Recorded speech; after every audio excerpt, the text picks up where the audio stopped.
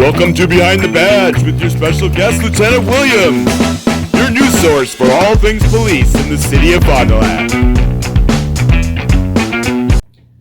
Welcome back into Fond du Lac. Today we're now joined by Lieutenant Williams with the Fond du Lac Police Department. It's now time for Behind the Badge. Good morning, Lieutenant Williams. How's it going? Good morning. Good morning. We've had a very busy week, as most people do, getting close to the holidays. So it's been one day, just taking one day at a time at this point. So definitely, it's a weird time of the year. Everybody's looking forward to the holidays, but then they get stuck with their families, and it's like, well, maybe I wasn't looking forward to this as much as I thought. We usually miss our families until we've had some time to spend some more time with them, and then we're like ready to miss them again. Definitely. And is this kind of a busier time for the police department with seeing possible disputes or different stuff like that at these family gatherings? Yeah, I mean, it definitely goes in waves, and usually it's very holiday specific. One of our busiest days of the year is like the day before Thanksgiving, because a lot of people come home, so the bars are busier then. For the holidays, it's kind of mixed. It's kind of it depends where Christmas lies. Okay. But actually, like Christmas Eve and Christmas Day are actually slower days for us. Okay. And as you can tell, or as you could probably guess, New Year's Eve night is one of our busiest days. So it's New Year's Eve and Halloween that pretty much are our busiest during the night shift. So. Gotcha. And as we get closer, we're just a little over a week away from Christmas Day. I know you guys are working on a program. Yeah, so we have one program going on. This was actually something that my evil genius kind of devised, and it's kind of exciting because I believe they just solved it now. So this is breaking news. Okay. It won't be by the time we get this on the air, but this is breaking news. So about 3 weeks ago, I noticed that a lot of our patrol officers were getting forced a lot, and there's not much we could do. We're short-staffed right now, as many departments are. We're doing our best to remedy that, but I want to do what I could do to kind of help them. So what I, along with some help of some of my creative co-workers, came up with, they're both our lieutenants as well, was a game of sorts. And this game is basically a mix of a scavenger hunt, kind of also like an escape room, and a bunch of things. So what I did is I basically locked an elf in it was actually an ammo bucket at the police department, and inside with that elf was a $50 gift card for a gas station that most officers frequent, and a free pizza party for their shift. Nice. So what they had to do was find clues that were spread throughout the city. What they didn't know at that time was I spread these clues in areas where we wanted them to have more patrol anyway. So the clues started out very vague. And some of the officers figured, well, I bet you they're going to put them in what we call DAP areas, which stands for Directed Area Patrol. Okay. So we put the clues in these DAP areas and started very broad.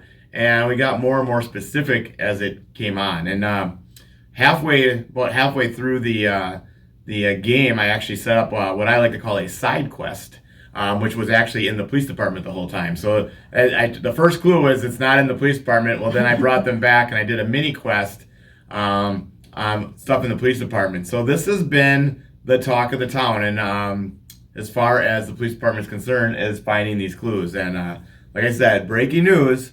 Because I did this kind of between shifts. So first shift against second shift against third shift. Okay. And second shift was all about it. So second shift was really driving hard, trying to figure this thing out. Now when you say second shift, is that almost like kind of like 2 p.m. to 11 p.m., like a long Yeah, 2:30 to 11:30. Okay, gotcha. So and they had a lot of guidance from their lieutenants and stuff, and they were driving hard to try to figure out these clues. Now so they started off, and day shift was kind of slacking, and night shift was kind of complaining, because night shift has probably the most time and does a lot of DAPs, or directed area patrols, but they also have the night. It's hard to see stuff at night, so they were kind of complaining about that. So all of a sudden came Officer Tuttle back to day shift, and Officer Tuttle really kind of revved day shift back up. And got them excited about this. And for those of you that don't know, day shift, they're the officers that have been here the longest, and it takes a little bit to get them motivated sometimes. And that's not true for all of them, of course. But they got motivated, and they are crafty police officers, so they caught up very quick. And as of today, they just found the last clue, so I can reveal actually where all the clues were. Okay. So I very started out general, but we have different sections of the city. And the first clue that I hid was at my old alma mater of Sabish Middle School, which should have been pretty easy to figure out, right? I had to get the school on board. It was hidden inside the window, and so I did. And kind of gave us a couple clues. The clue that finally got people over there was I played a excerpt from the song "Whoop There It Is," where it says, "Taking it back to the old school because I'm an old fool. That's so cool." And that's pretty much what put people over the top as finding that one. Another one was I hid at the library inside, facing out on a window. The clue I had for that one, the main one was. I had an excerpt from Beauty and the Beast, where I don't know if you guys know Beauty and the Beast. I have kids, so I do. Where the Beast presents Belle with the library, like that's like the secret. So I played the clue right up to showing the library, and then it stopped before we even mentioned the library. So I'd have to do a little more research if they're not familiar. So that one was pretty easy, and that one was found pretty soon too. And then the easiest one, because everyone just thought Lakeside Park right away, and of course I did hide one at Lakeside. And it was at the where you buy tickets for the rides at Lakeside Park. And that one we used an excerpt from the Polar Express with the conductor, doing the tickets, please, get your tickets. So the last one was the hardest, and I did pride myself on this one. They knew it was in a park because of other clues, and it was on the east side. And so I'm going to give you some clues, and let's see if we can talk about it. So one of the things I talked to them about was I said we just had that side quest. I said I hope this doesn't disappoint you when you find the end. Kind of like how the Ice Bowl, when the Vince Lombardi Packers played the Ice Bowl, happened, because that was like obviously a big game. Mm-hmm. And for Packer fans, they don't even remember that often what coming after that, and that was Super Bowl number 2, right? Gotcha. And that was the clue. That was Super Bowl number 2. All right, that was the next clue was for Super Bowl number 2. So there was a lot packed in there. You got any clues? So we're talking about a park, and we're talking about in the East. I feel like I should know more stuff, but I've only been here 3 months. Yeah. So I'm kind of slacking All right. over So here. we'll give you a little hint. So what that clue, now that it's been found, got them to the area of Vincent, because Vince Lombardi, okay. Vincent Street and 2nd Street, with being Super Bowl number 2. And the park that's in that location is Russell Park. So there was also some other side clues in there where I talked about bringing the elf back home. Which was referenced to as actually behind home plate in one of the baseball fields. So they have found it now. I'm getting text messages of probably some gloating that's going to happen and stuff like that from day shift. So we actually called this, and I want to make sure I say this very clearly for radio.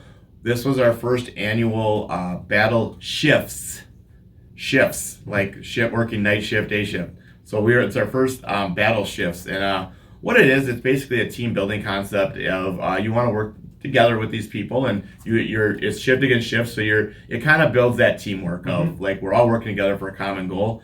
And it's one of the things that I kind of do to encourage officer wellness and team building. And it's something that I think it's kind of out of the box from law enforcement, but it is just as important to want to come to work. And I'm telling you, these officers are getting enforced every day, but we don't hear about that as often as we heard about, well, what does that clue mean? Or what does this clue mean? What does that clue mean? So they really get into it, and it's also helping patrol work because they're actually looking in areas where we wanted them to look and have extra patrol anyway. So if the citizens of Fond du Lac have noticed a lot of extra patrol in our parks, it was kind of due to this game. It's been very positively received by everyone. I had a person that runs dispatch tell me, he goes, I've never seen so many officers in dispatch. It's wonderful, like people we haven't met and stuff like that. So it was really served its purpose, and it was a fun game. So it was just kind of a break from the day-to-day monotony for the officers, but at the same time, they were doing what they should be doing anyway. It just gave them a little bit more stakes for it. Right. So it was great overall, and was well supported by Chief Goldstein, and I think he was kind of getting into it too at the end. It was great, and I'm gonna guess this is gonna lead to we called it the Holiday Heist, by the way. Holiday Heist. Yeah, we kind of stole it from Brooklyn Nine-Nine. They do a Halloween heist. So we did the Holiday Heist, and so there's probably going to be a Holiday Heist 2, I'm going to guess, next year. Awesome, and like you said, it was day shift, right? First shift was the winners of this. That is hot off the press. I know this is going to come on in a couple days here, but it sounds like they did it. They found the clue, which a lot of people were accusing me that, it must have fallen off. It's not there. So I had to sneak out there and make sure that the clue was still up because, the people would be tracking me if I was out there. So...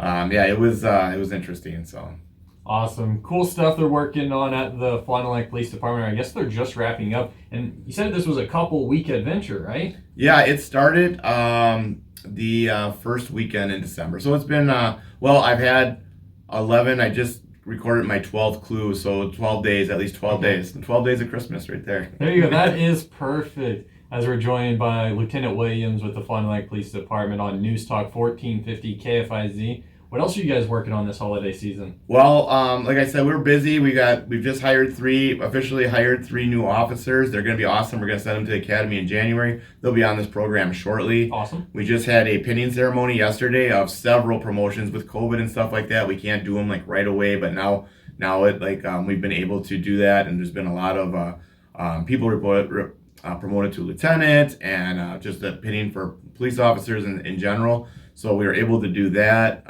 Today we had a retiree luncheon, which is the first time we invited our police officers that retired back in and had lunch with them. I sat through a little bit of it. It was great just to hear about the old stories, right? Yeah, and I'm just thinking all our rookies should listen because you're talking about guys that used to, if they saw trouble, they'd have to go and drive to a call box or walk to a call box and call from there. We're talking, some of these guys were around before the radios and stuff like that.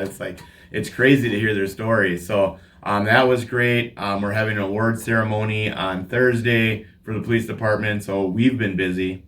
And the one last thing I'll leave us on since we're getting close is remember, because we're having a good week this week weather-wise, but when we get cooler, people want to warm up their cars. Remember to lock those doors because that crime of opportunity of warming up your car, leaving it running with the keys in it, has led to vehicle thefts. So we don't want that to happen. I get it. I want a warm car, but find a way either have a different key or have a starter where the keys aren't in it. So it just creates that crime of opportunity of someone just walking by it. And it's odd because people will say, hey, I live in a safe neighborhood. I can do this. Well, you never know who's coming by at any time. Make sure that when we're warming up the cars that we have them locked. And we know just you and I talking about it right here on the program, that's going to lower the amount, just like of the car break-ins that we had earlier this year. Exactly. And we're still getting those. People just go around and check handles and this and that. So lock your cars and be careful when you're warming up your car. I'll leave you on that. And happy holidays. Awesome. Happy holidays. We'll talk to you. We're taking next week off from Behind the Badge for Christmas Eve, but we'll be talking in the future, Lieutenant Williams. Yeah, I think we'll have Aiden Barrett, our new officer, in here. Awesome. Sounds good. Talk to you then. This has been Behind the Badge on News Talk 1450 KFIZ.